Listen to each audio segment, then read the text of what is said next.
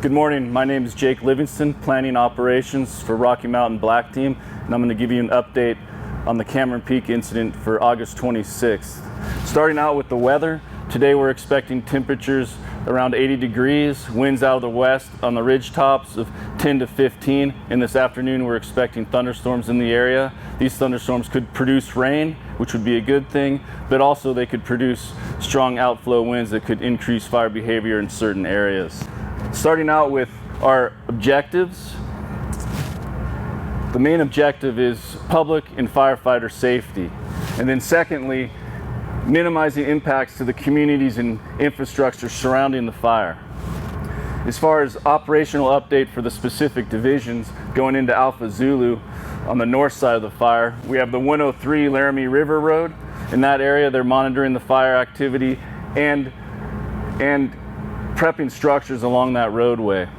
They've identified 44 structures north of the Stubbs Creek Work Center, and they continue to assess those and set up structure protection measures. They're working with Division Foxtrot to connect these indirect lines across the northern portion of the fire area. In that area, they're using equipment and hand crews to connect existing road systems with fire lines, using those bulldozers and hand crews.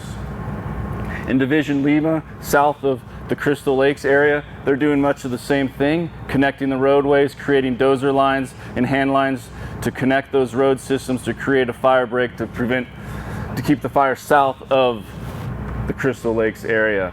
In Division Romeo, Red Feather Lakes, much of the same thing, setting up structure protection measures and prepping these road systems. We have the Manhattan Road here. They have done prep on that road, removing excess vegetation on the fire side of that so that they may be able to use that in the future. They've identified other areas to put in contingency lines, and that's what they'll continue doing for the next couple days. And they're going to bring that down to the Highway 14 corridor where they're where they're assessing structures, setting up structure protection measures. As you come around into Division Uniform, you have the Pingree Park campus and the Pingree Park Road. That area they continue to assess, set up structure protection measures, look at other road systems and terrain features that they can utilize as fire breaks. Off of the Crown Point Road, they have a dozer line that goes down toward Highway 14. They've done that. At the end of the dozer line, they have a hand crew that's constructing fire line down to the 14 road. The dozer couldn't go any further due to the steep terrain. So they'll continue to improve upon that dozer line, the hand line that the hotshots put in, and then improve these road systems back to Pingree Park Road. Moving around to the south end, Division Whiskey Victor. These areas, they're monitoring the fire behavior along the Long Draw Road and then along Highway 14, Joe Wright Reservoir. They're also looking at opportunities to bring fire line to the east off of Highway 14 and then eventually try and tie that fire line into the tree line on the high elevation ridges. We have a structure protection group, and they're assigned to the Highway 14 corridor and the Pingree Park Road.